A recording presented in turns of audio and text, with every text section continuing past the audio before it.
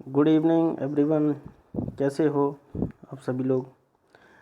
आज हम बात करेंगे आपसे उपसर्गों के बारे में और जानेंगे। इससे पिछली वीडियो में हमने प्रत्यय के बारे में देखा और जाना कि प्रत्यय का उपयोग हिंदी भाषा में किस प्रकार से और कहाँ कहाँ पर उपयोग किया जाता है और किस प्रकार के क्वेश्चन हैं जो एग्ज़ाम में आपके बनते हैं। तो आइए जान लेते हैं आज उपसर्गों के बारे में। हिंदी भाषा में शब्दों की रचना कई प्रकार से की जाती है और इन्हीं में से एक विधि है क्या कि शब्दों के आरंभ में या अंत में कुछ शब्दांश जोड़कर नए शब्द बनाना। जहाँ पर हमने देखा था प्रत्यय के बारे में, तो प्रत्यय में एक नया शब्द पीछे जोड़ा जाता है, जबकि उपसर्ग में एक नया शब्द कहाँ जोड़ा जाता है? आगे। कहाँ जोड़ा जाता है? आगे। आई होप दोस्तों आप सभी घर पर ठीक ठाक होंगे और कोरोना महामारी जो चली हुई है उससे बेहतर ढंग से अपना बचाव कर पा रहे होंगे। साथ ही साथ अपना ख्याल रखते रहें, हाथों को अच्छी तरह मलते रहें, बार बार धोते रहें और सैनिटाइज करते रहें। साथ साथ खाने पीने पर भी ध्यान देते रहें। तो आगे हम बात कर लेते हैं कि इस तरह से प्राप्त नए शब्द के अर्थ में नवीनता देखी जा सकती है। जैसे हार शब्द में आ, जैसे हार शब्द है आपका और उसमें आ जोड़ दिया हमने। क्या जोड़ दिया? आ। तो क्या बन गया? आहार बन गया। अब हार मीन्स तो किसी का गले का हार हो जाता है, जबकि आ जोड़ने पर उसका अर्थ ही अलग बदल गया। आहार मीन्स क्या होता है? भोजन। तो इस प्रकार से उपसर्ग जब लगते हैं तो कोई नया शब्द बना देते हैं। जैसे एक और उदाहरण देख लो। जैसे वी उपसर्ग लगा, हार बना, फिर क्या बना? विहार। विहार मतलब क्या होता है? भ्रमण करना, घूमना। तो उपसर्ग क्या है? परिभाषा। अगर आपसे परिभाषा पूछ ली जाए कि वे शब्दांश का मतलब होता है कि शब्द का अंश। शब्द, मान लो आहार एक शब्द है, समझ रहे हो? आहार एक शब्द है। अब अंश क्या होता है कि आ को अलग कर दिया और हार को अलग कर दिया। तो आ जो है वह क्या है? एक शब्दांश है। शब्दांश कहलाता है, शब्द का अंश। तो जो किसी शब्द के शुरू या आरंभ में जुड़कर उसके अर्थ में परिवर्तन या विशेषता ला देते हैं उन्हें उपसर्ग कहते हैं। जैसे उपसर्ग मूल शब्द अर्थात उपसर्ग जो होते हैं, उपसर्ग होता है एक तो जैसे आहार में हमने बताया आ प्लस हार, उसी प्रकार से जैसे वी प्लस हार। तो एक तो होता है उपसर्ग, ये वाला क्या हो गया? उपसर्ग। और प्लस ये वाला क्या हो गया? मूल शब्द। इसको क्या कहते हैं? मूल शब्द। ठीक है। तो हिंदी भाषा में 3 प्रकार के उपसर्ग जो होते हैं प्रचलित हैं, या कह सकते हैं चलायमान हैं। एक तो संस्कृत के और एक हिंदी के और एक विदेशी के उपसर्ग। संस्कृत के उपसर्ग क्या होते हैं कि संस्कृत के उपसर्गों को तत्सम उपसर्ग भी कहा जाता है। तत्सम और तद्भव, जैसे आग और अग्नि। आपने उदाहरण और परिभाषा देखी होगी, या आगे की वीडियो में बात करेंगे हम इस पर अच्छी प्रकार से कि तत्सम और तद्भव क्या होता है। ठीक है। आग और अग्नि, मान लो आग जो शब्द है वह तद्भव शब्द है और अग्नि जो शब्द है वह एक संस्कृत का शब्द है। तो संस्कृत भाषा से हिंदी में आ गया जो है अग्नि शब्द क्या कहलाता है? तत्सम शब्द कहलाता है। वहीं आग जो है इसका ही बढ़ा चढ़ा करके रूप या इसका विकृत रूप कह सकते हैं, तो वह तद्भव रूप हो जाता है। ये उपसर्ग प्राय उन शब्दों के साथ जुड़ते हैं जो संस्कृत भाषा से हिंदी में आए। जैसे अत्य प्लस आचार अत्याचार, दुर प्लस लभ दुर्लभ, है ना।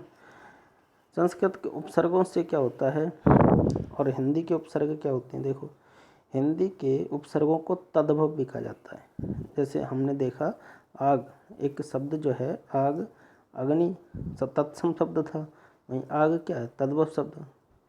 तो इनका प्रयोग हिंदी शब्दों के साथ ही किया जाता है। जैसे अध प्लस जला अध जला, को प्लस चाल, कुचाल, बिना प्लस मांगे, बिन मांगे। नेक्स्ट देख लेते हैं विदेशी भाषा के उपसर्ग क्या हैं कि इन्हें आगत मतलब क्या होता है, आए हुए। अब कहाँ से आए, विदेशों से। भाई विदेशी भाषा के उपसर्ग हैं तो कहीं ना कहीं विदेशों से ही आए होंगे। तो विदेशी उपसर्गों में अरबी के, फारसी भाषा के, अंग्रेजी के उपसर्गों का प्रयोग विदेशी भाषा के शब्दों के साथ किया जाता है। इस प्रकार के शब्द भी हिंदी में प्रयोग किए जाते हैं। जैसे ना क्या है, एक उपसर्ग है, प्लस समझ एक मूल शब्द है। समझ क्या है, एक मूल शब्द। तो यहाँ पर एक शब्द बनाया ना समझ।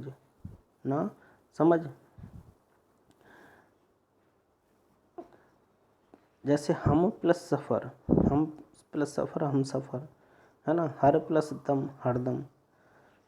अब देखिए क्वेश्चन आपके किस प्रकार से बनते हैं जो कि विभिन्न परीक्षाओं में आपसे पूछे जाते हैं। देखिए जैसे बावजूद एक शब्द है, ठीक है। अब बावजूद में वह पूछ ले कि उपसर्ग और मूल शब्द को अलग कीजिए। एक तो वजूद, आप देख रहे होंगे वजूद यहाँ पर मूल शब्द हो गया, प्लस बा जो है यहाँ पर उपसर्ग लगा के बनाया है।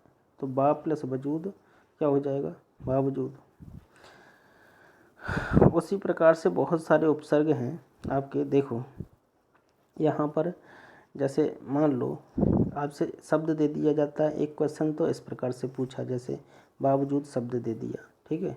बावजूद एक शब्द दे दिया और आपसे क्वेश्चन पूछ लिया कि इसमें से मूल शब्द और जो उपसर्ग है उसको अलग कीजिए। अब दूसरा क्वेश्चन इस प्रकार से बनता है कि आपको ना उपसर्ग और मूल शब्द को अलग करके दे देता है। अब उसका पूरा शब्द बनाना है। जैसे दुर प्लस वचन, तो क्या हो जाएगा, दुर्वचन। क्या हो जाएगा, दुर्वचन, है ना। जैसे आ प्लस ग्रह, आग्रह। निर प्लस आधार, निराधार। प्रत्य प्लस द्वंद्वी, प्रतिद्वंद्वी। निश प्लस चल, तो निश्चल। क्या हो जाएगा, निश्चल, है ना। चिर प्लस आयु, चिरायु। उप प्लस स्थित, उपस्थित। वि प्लस शिष्ट, विशिष्ट। सु प्लस यश, सुयश। प्र प्लस गति, प्रगति। इस प्रकार के शब्द बनते हैं। अच्छा नेक्स्ट देखिए क्वेश्चन देख लेते हैं कुछ। निम्नलिखित शब्दों में प्रयुक्त उपसर्ग पृथक कीजिए। मान लो दुरुपयोग शब्द दे दिया, तो यहाँ पर आपको सीधे सीधे दिख रहा है कि दुर एक उपसर्ग होता है। उपसर्ग भी आपको याद होनी चाहिए। दुर प्लस उपयोग क्या हो जाएगा, दुरुपयोग। समझ रहे हो। देखिए जैसे यहाँ पर आपको वो दिए गए हैं क्वेश्चन है। नेक्स्ट देख रहे हैं संपादक है, संपादक शब्द। इसमें कौन सा उपसर्ग होगा, सम। प्रत्येक में कौन सा होगा, प्रति। अपवित्र में आ, अनुभव में अनु, आचरण में आ, अनियमित में आ, और उस प्रकार से अनुकूल में अनु, बेजोड़ में बे, संक्षिप्त में सम। संक्षिप्त में क्या होगा, सम। आकर्षण में आ और संपन्न में भी सम। तो इस प्रकार से आपको मूल शब्द और प्रत्यय को जो है अलग करना है। अब बताइए निम्नलिखित शब्दों में प्रयुक्त उपसर्ग और मूल शब्द अलग कीजिए। अब पहला क्वेश्चन है प्रसंग। कमेंट बॉक्स में लिखकर आंसर दे सकते हैं आप। साथ ही साथ कुछ भी डाउट जो हैं उन्हें भी पूछ सकते हैं आप। प्रसंग के लिए क्या बनेगा, बनाइए। परलोक के लिए क्या बनेगा, वहीं सुरक्षित के लिए, अनुकूल के लिए, अत्यंत के लिए और हम सकल के लिए। तो आप देख रहे होंगे कि प्रसंग में क्या है, प्र प्लस संग आप बनाना सीख गए होंगे। परलोक में पर प्लस लोक। उसी प्रकार सुरक्षित में सु प्लस रक्षित। अनुकूल में अनु प्लस कूल। अत्यंत में अति, अत्यंत में अति होगा, अति प्लस यंत। हम सकल में हम प्लस सकल। नेक्स्ट जो है क्या है, ऐसे ही जो प्रश्न हैं आपसे पूछे जाते हैं। निम्नलिखित शब्दों में प्रयुक्त प्रयुक्त मूल शब्द और उपसर्गों को छांटिए। जैसे द्रवित है ना, द्रवित, और इसमें देखो प्रत्यय भी दे दिया होता है कभी कभी। जैसे एक सामाजिक शब्द है, अब इसमें से हमें एक समाज हो गया, समाज और प्लस एक ये प्रत्यय हो जाते हैं, पीछे जो लगते हैं वो प्रत्यय। रुकावट है तो रुकना है ना, रुक एक मूल धातु हो गई, और आवट क्या हो गया, प्रत्यय हो गया। तो प्रत्यय और उपसर्ग को इस प्रकार से आप समझ गए होंगे। और कोई भी डाउट हो मन में तो आप कमेंट में लिख करके कुछ पूछ सकते हैं, ठीक है। देखिए, दो शब्दों की रचना कीजिए, इस प्रकार से भी क्वेश्चन आता है। निम्नलिखित उपसर्गों में से दो शब्दों की रचना कीजिए। जैसे अति है, अति है ना, तो अति क्या है, अति से हमें दो शब्द बनाने हैं। अति क्या है, उपसर्ग, ये सारे उपसर्ग दिए हुए हैं। अब हम दो शब्द बनाएंगे, जैसे अत्याचार, अत्याचार क्या बनेगा, अत्याचार। और बताइए, अत्यधिक है ना, जैसे ला है, ला उपसर्ग है, तो ला से क्या बनेगा, लाचार।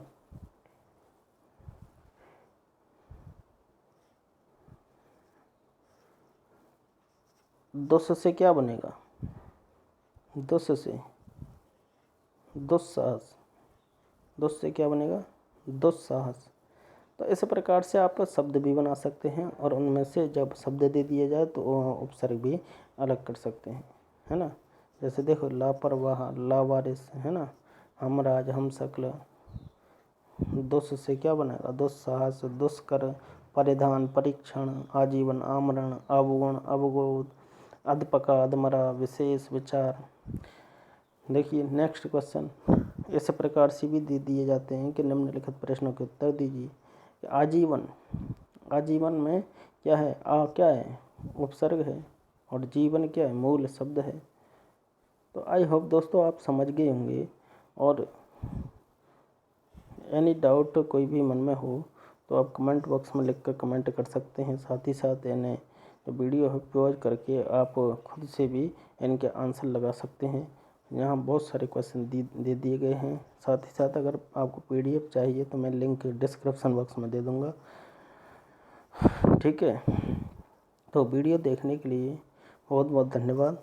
अगर फिर भी नेक्स्ट वीडियो में हम जो तत्सम शब्द हैं, है ना, तत्सम और तद्भव, उनको जानेंगे। तत्सम तद्भव क्या होते हैं, ये किस प्रकार से यूज होते हैं। साथ ही साथ इनसे संबंधित जो भी क्वेश्चन आपके एग्जाम में बनते हैं या व्याकरण की दृष्टि से इनका क्या इम्पोर्टेंट है आपकी परीक्षाओं को लेकर के, तो इन सब को जानेंगे। साथ ही साथ कोई भी क्वेरी जो पूछना चाहता हो कुछ भी, तो कमेंट बॉक्स में लिख करके कमेंट कर सकता है, ठीक है।